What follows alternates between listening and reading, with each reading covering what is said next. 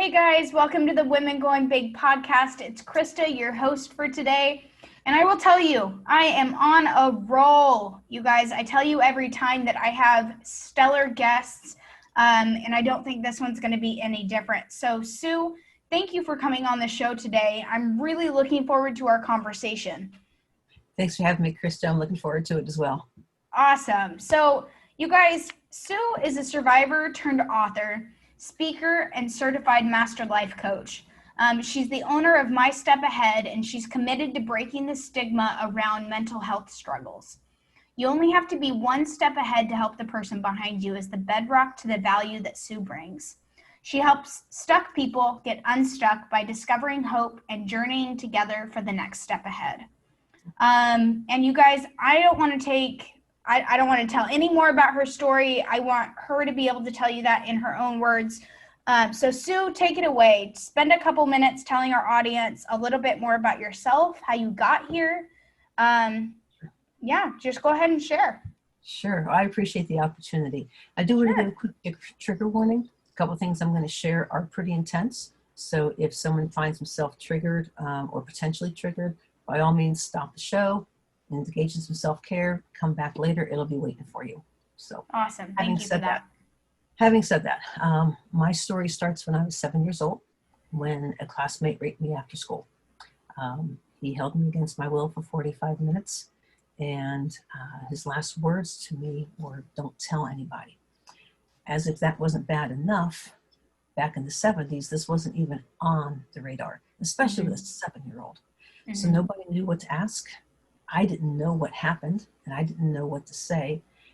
And I didn't realize the power Bobby's words were going to have over me, because it became a 15-year secret until I told my dean of students in college.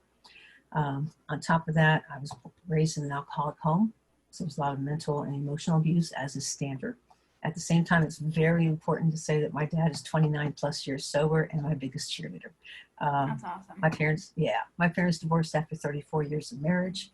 I've been suicidal twice. I'm in recovery from an eating disorder. When I was 16, my best friend was moving away.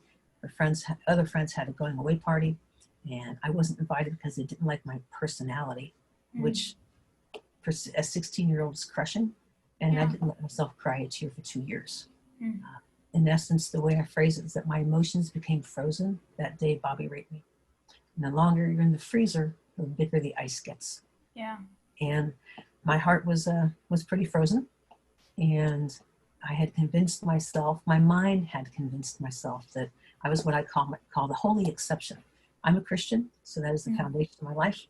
So my mind was telling me everything in the Bible was good enough for everybody but me. I was too screwed up, too far gone. There's no way I was lovable, or God would love me, and that I was taking up space.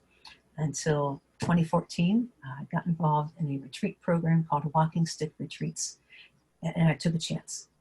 There was something drawing me there, and I trusted and I risked, and I'm reaping the reward now, because I went in there calling myself the holy exception, and 3 days later left there saying and starting to believe for the first time that Jesus Christ is absolutely crazy about me. It didn't happen overnight. These people are very special to me. There's nothing special about that retreat. It's the atmosphere they create that allows the Holy Spirit to do his job. And they just love me. And when I started experiencing that for the first time, over time, I started to believe it. It took a while. But through that whole process, I wrote my first book. It came out last year. It's called This Much I Know, The Space Between. And it's on Amazon and Kindle. And it shares my whole journey, my whole story, my whole healing journey, from all the wounds to when they became scars. If you're watching the video, over my shoulder is a quote. It says, "It's not going to matter if you have a few scars. It'll matter if you didn't live." I talk a lot about wounds versus scars. And the scars are a sign of hope, because it shows you that healing is possible. I like that. So, and tell me a little bit, so you kind of told me the backstory, but tell me, how did you get into life coaching? One of the members of one of the staff members, the team members of this retreat program is Kathy Sprinkle. She's a licensed social worker down in Cincinnati, Ohio. And earlier this year, actually in 2020, she actually reached out to me and said, "Have you thought about being a life coach? It kind of seems what you're moving into." I've been speaking for a couple of years now, and doing a lot of other stuff, and she planted the seed. And up to that point in time, I really did not have a favorable viewpoint of life coaching. I really didn't know what it was. It was a very uninformed viewpoint. And I spent about 3 months doing research. And as I started looking at that difference, looking at it and just thinking about it, it just is like, yeah, that's what I'm supposed to be doing. And I took the leap. The bottom line was that sometimes we need people that see things in us that we don't see ourselves. And Kathy's been one of those people for me. I trust her implicitly. I trust her judgment. And it's great. As soon as I made the plunge, I've been off and running with it ever since. And it's been a huge joy, huge joy. That's amazing. I think it's important to note here for anybody that's listening, I think it's definitely one of the more serious podcasts that I've done, especially in this season.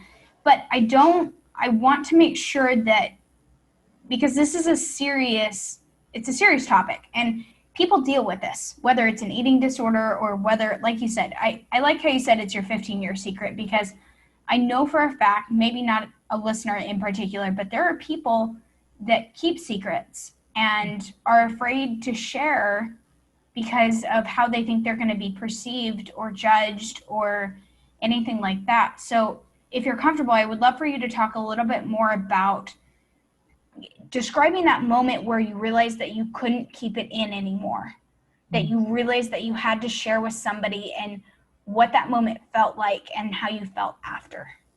Wow. It was unexpected and it was powerful.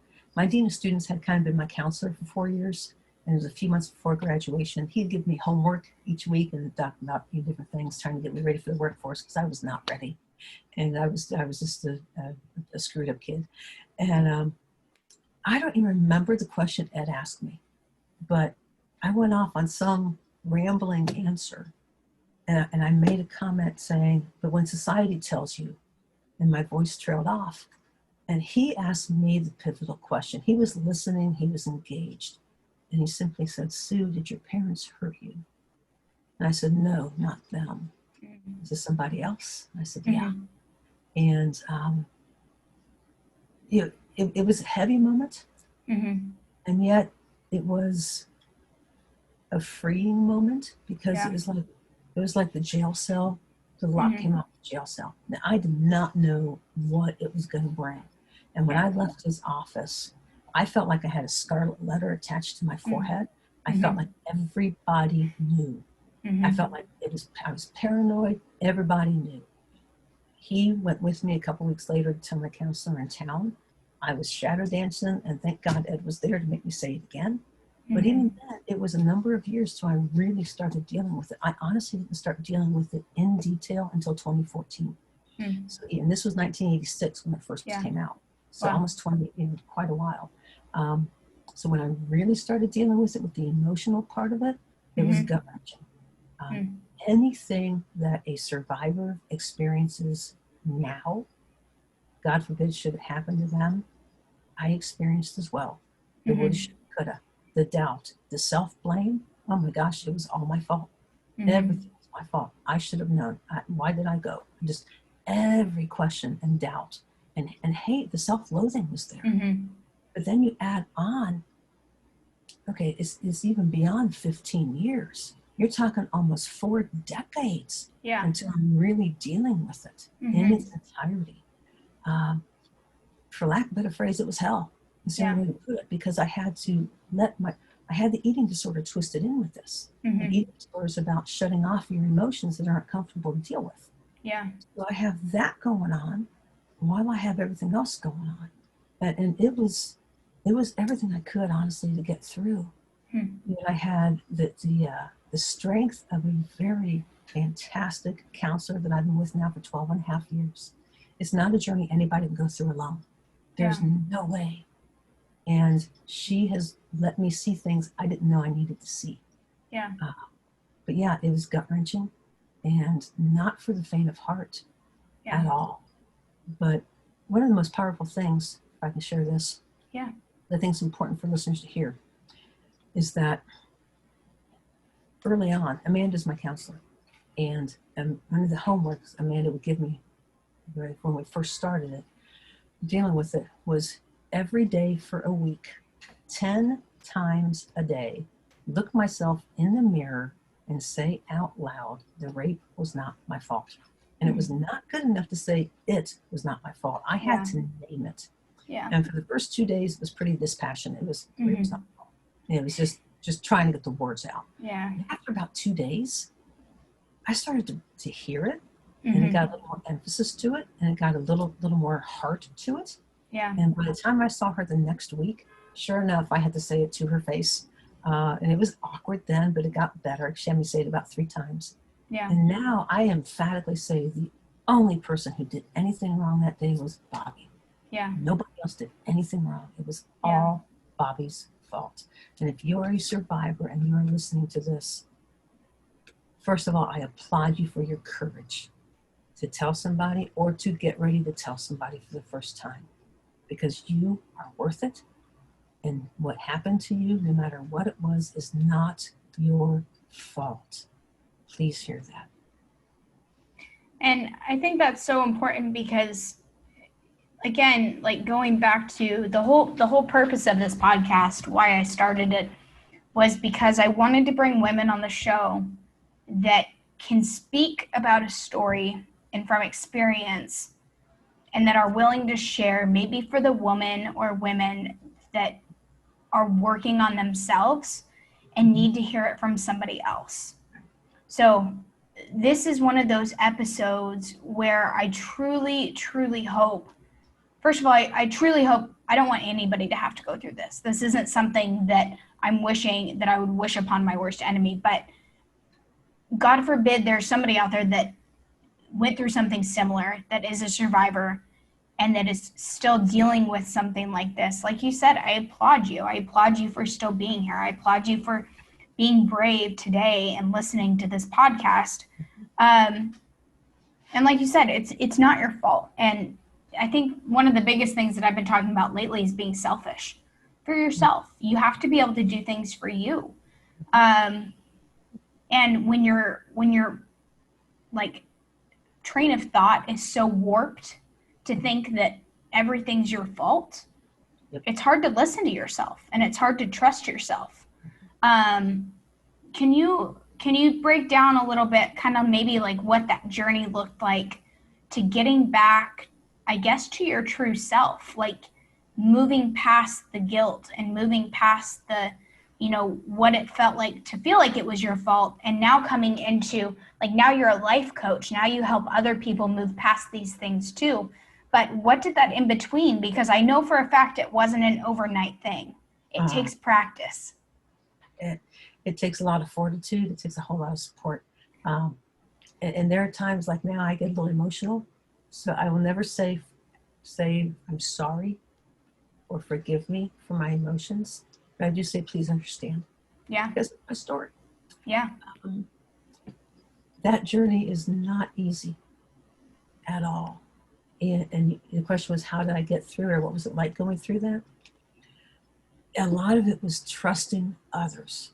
And when you've been assaulted in whatever form it takes, the last thing you do is trust anybody else but yourself. Yeah. And it was, I'm trying to struggle for the words, but to find one person where you can say, all right, you see stuff, I'm trusting you because my brain is too screwed up and I don't trust myself. But I'm bringing you on board and you have proven yourself trustworthy. And I'm going to take that next step. I'm going to risk. I'm going to take the chance to have a little hope. That's what it came down to. Because if there's no hope, we don't do the hard work. Yeah. If there's not a glimmer of hope that something could change, why do we sit in counselors' offices? I mean, that's what it comes down to. So I had to I had to trust others who were believing for me when I could not believe it for myself. They saw things that I did not see. The same way Kathy Sprinkle saw in me the skill set and the character to be a life coach when I didn't. It's the same thing in a much larger scale. I had to trust Amanda that she would walk through the journey with me and let me take a break when I needed it, but not let me quit on myself. One of the first things, the first year or two, my favorite phrase to her was, "It's not worth it." So I had a lot of boundaries. She says, we had to get me stronger in the present before we could go to the past. Yeah. I had a lot of boundary issues, which is normal. And I would say, oh, it's just not worth it. She's like, what you're really saying is you're not worth it. That had a lot of truth to it, but it hurt. Yeah. And I didn't buy it for the longest time, but I was kind of squirming. But to get through it, it's trusting somebody else, and it's allowing yourself to start doing everything that is against your nature. It's almost like whatever your brain tells you to do, you have to do the opposite. Wow. One of my big breakthroughs came when I finally let myself cry. My biggest fear was that I was going to cry and I was not going to stop. And I didn't want anybody to see me crying because I had a mask on that I was strong and nothing gets to me and nothing bothers me and stupid. And so to cry meant I had a need. And to cry meant that I had been hurt. Yeah. And I didn't want anybody to see that I had been hurt. Yeah. So I had to do the exact opposite of everything my brain was telling me. And as I started to understand that, it made it a little easier to take that next step. Yeah. And you kind of answered my question. My next question was going to be, what was that moment where you let yourself do the thing that you were scared to do? So you said you didn't want to let yourself cry because that meant you were hurt. And that meant admitting that you were hurt. So crying was an admission of that you had feelings. God forbid you have feelings, correct? Yeah, exactly. That's just it. Because go back to 16 years old. I didn't let myself cry a tear for 2 years because I was hurt. I wasn't going to be hurt again. I put barbed wire around my heart. Yeah, what was it like when I finally did what I needed to do that I didn't think I wanted to do? Yeah.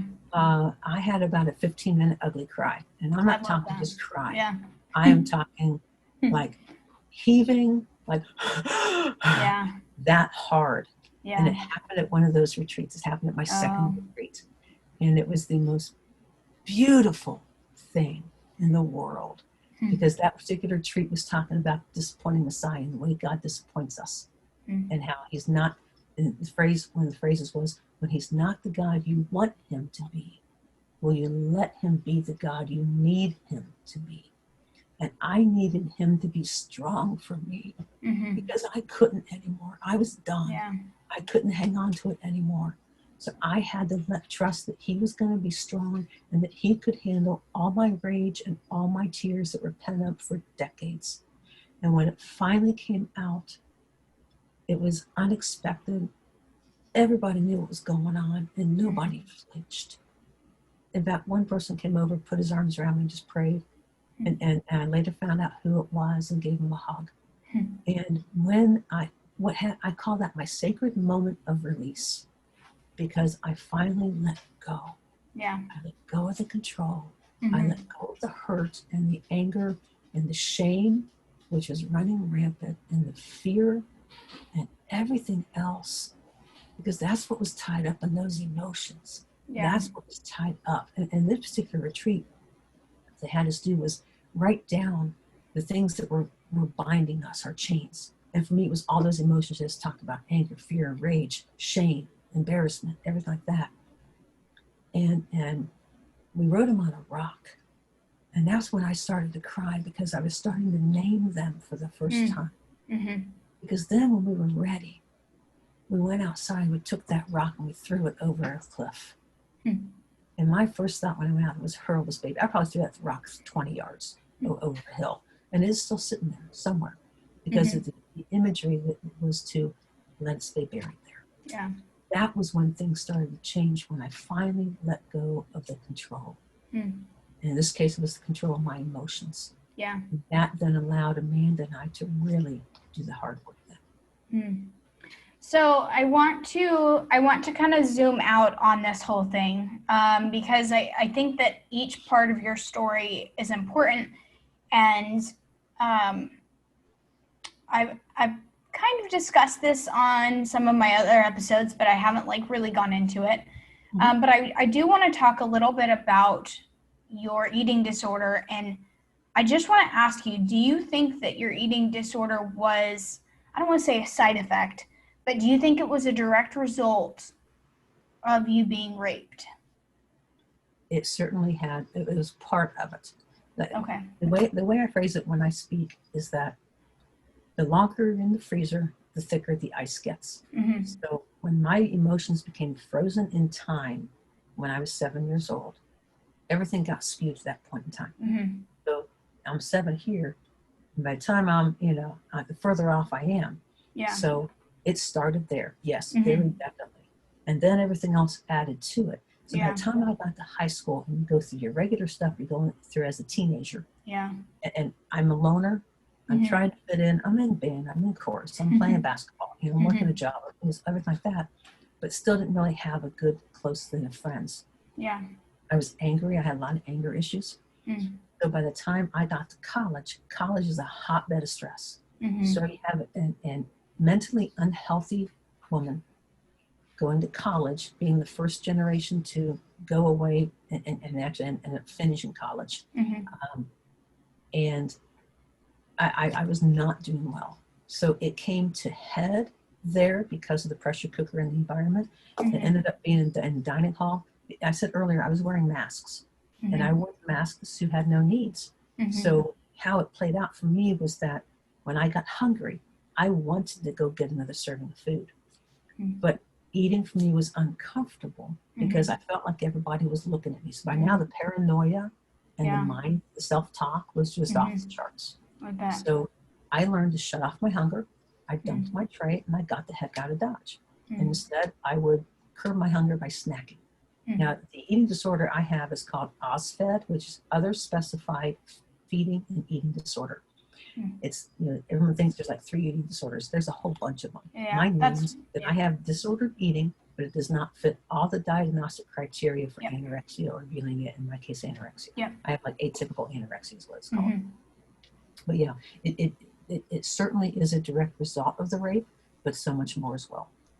And I think that's important to note right there. And I'm glad that you went a little bit deeper on the type of disordered eating that you had, because, and for anybody listening, just so you know, this kind of touches on my own personal story, because I suffered from disordered eating as well.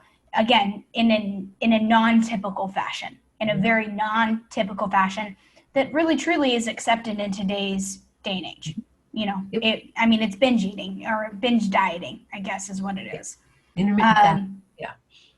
So I try not to focus on that, but I always do like to kind of dig a little bit deeper on that. But now when you came out of it, okay, let me backtrack. Tell me a little bit more about what your life looks like today. Do you still, obviously everybody has bad days, but generally, how do you deal with those bad days? And what do you do when you start to feel a certain way and you start to feel something bubble up? What do you do to take care of yourself and put yourself first? Great question. Are there still bad days? Sure. It's always a struggle. I still have a dietitian involved. I still see my dietitian every 3 weeks. I see my counselor every 2 or 3 weeks as well, because I still want and need that support. Yeah. My life is just absolutely crazy busy. In addition to everything I have my hands in, I'm also my mom's caregiver. And she just had oral surgery 3 to 4 days ago. So how do I deal with it? A lot of it, again, is self-talk. And there are times I have to make myself eat. It's a lot easier to go back to curbing my hunger. It's a lot easier to go back to snacking. Honestly, this week with mom's surgery has not been a great week. I'm not keeping my food log the way I should. So I see my dietitian in 2 days and we'll talk about it. Yeah. So there are those times, but you get through it, first of all, by having that support system. You cannot go alone. You know, just the same way someone in recovery from alcoholism still goes to AA for their support system. I'm in recovery for an eating disorder. I see my dietitian. The thing about an eating disorder is that it is an addiction, but it's a different addiction because you can't avoid the issue. Yeah. If we were to avoid food, we would die. Yeah. So we have to, you know, my brother's also in recovery from alcoholism, so I don't say this flippantly at all.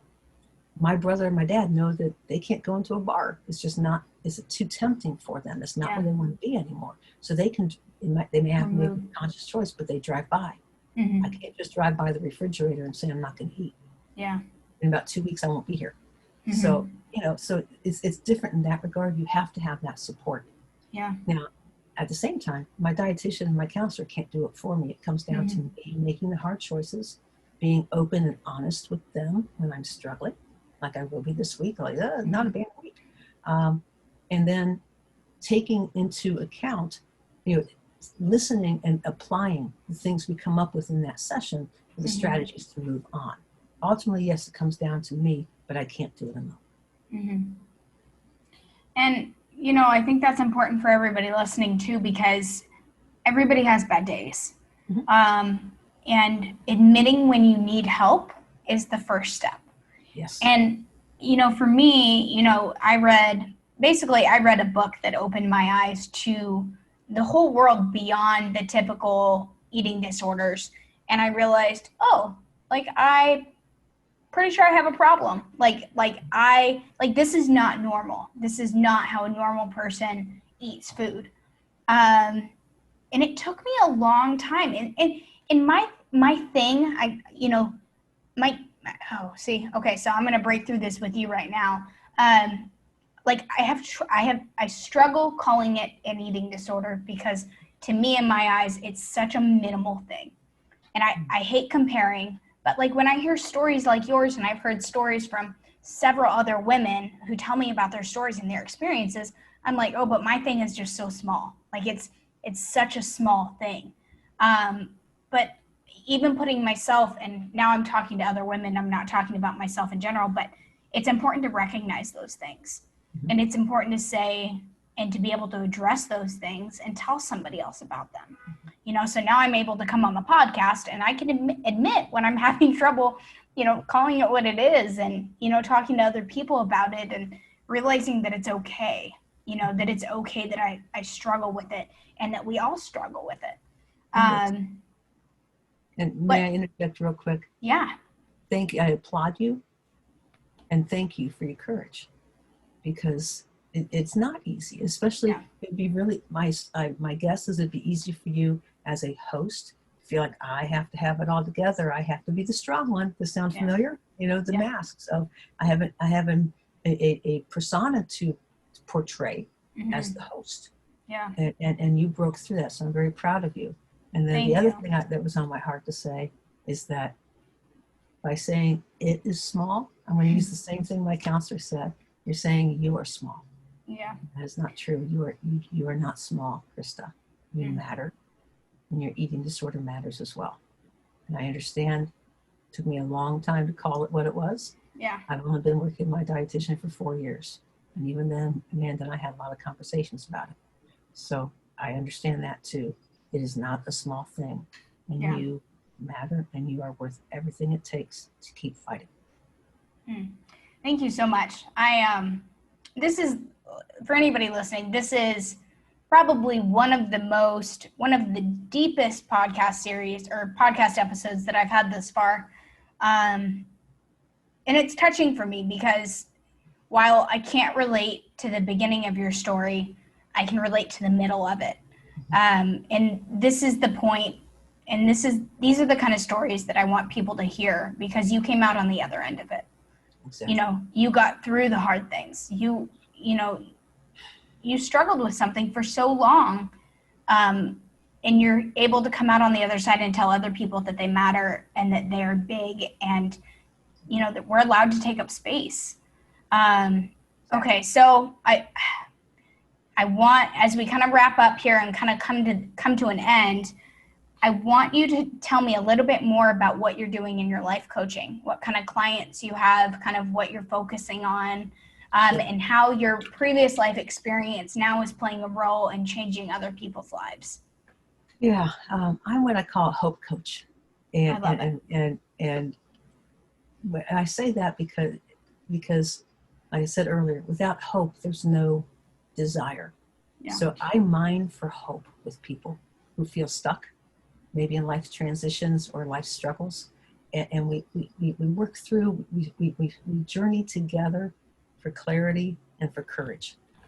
And because the goal is to see their dreams become present reality. Because again, without hope, nothing else happens. And for me, I always thought everything was always one step out of reach. I always wanted to do these things. I had these dreams, but it's always one step out of reach. And I'm here to say that's not the case. So that's what I do as a hope coach, is I work with people who are mining for hope. They know there's a sliver, a glimmer of hope, and we go digging and we find it until it's shining bright like a lighthouse. And it's great. And a lot of it starts with just finding one little thing where they feel like they can take a step. You know, I work with some people who have so many things that they're so overwhelmed they don't even know where to start. Mm-hmm. And as we talk, we identify one small area. It's like, okay, that I can do. Okay, great. So we talk about how you want to do that. And then we get back the next week. Okay, so what do you want to talk about? Tell me how that went. And the joyous joy I have is seeing the smile on their face of, I did that. And now I want to do this. And because we found that sliver of hope became bigger. Mm. And that is the biggest joy I have. So yeah, what I've gone through in my life, it is a privilege to now be able to be that for other people. Mm. You know, that quote is on my wall because that reminds me of what we're searching for. That hope. When we have wounds that are open, we feel hopeless. We feel so weighted down. And as that healing happens and a wound becomes a scar becomes a story of hope. And I go mining for hope with people, but anybody that wants to go on the journey. Oh my gosh, Sue. My heart is so full right now. And I commend you so much for what you're doing. And not everybody would be able to come back from what you did and then be able to relive that. Not relive it necessarily, but help other people through the same thing, and be able to do it in such a powerful way. So I just commend you for what you're doing. If people want to get in touch with you or learn more about what you do, how would they get in touch with you? A number of different ways. I'm on social media. There's on Facebook, it's Sue Bowles Coaching. I also have a couple different websites. One is just Sue Bowles. In fact, if they go to SueBowles.com/podcast, they can send in, to fill out their email address. I have what I call a self-help companion or self-care companion.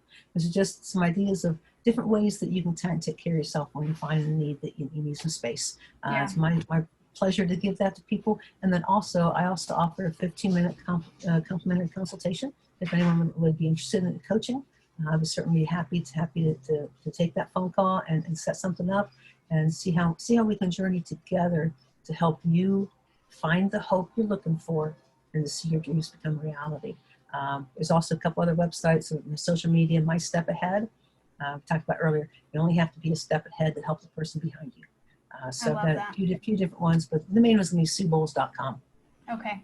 And just so you guys know, everybody listening right now, all of those links that she just mentioned, and I'm going to make sure to get the link to her book as well. All of those links are going to be in the description of this podcast and this video on YouTube.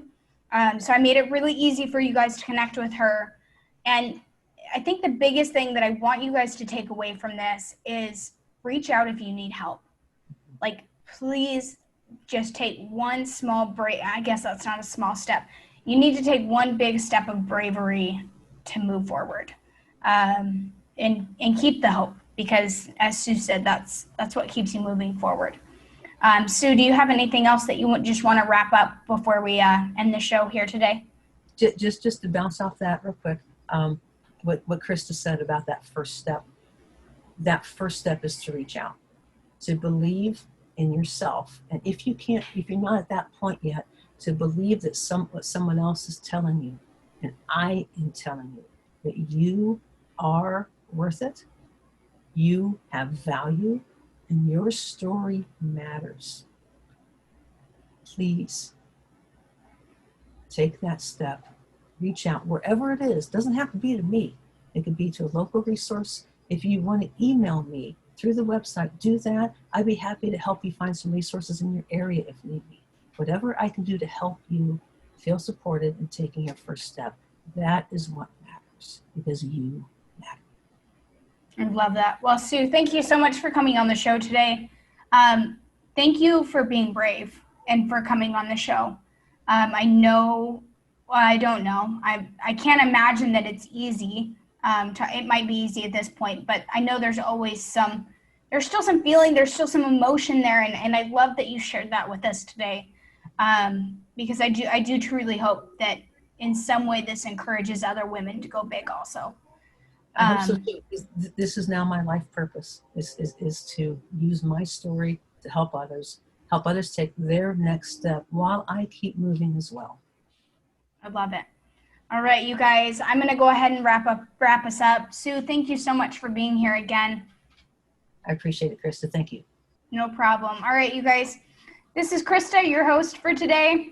I want you to go outside and I want you to take a big, deep breath of air, no matter where you are, no matter what time it is that you're listening to this show. I want you to be grateful for where you are right now, and give yourself a pat on the back for being brave, because I guarantee there's something that you did today that made you brave or made you courageous. So this is Krista again. I hope that you guys have a great rest of your day or night, wherever you may be. And I will talk to you guys next time. Thanks for tuning in. Bye, guys.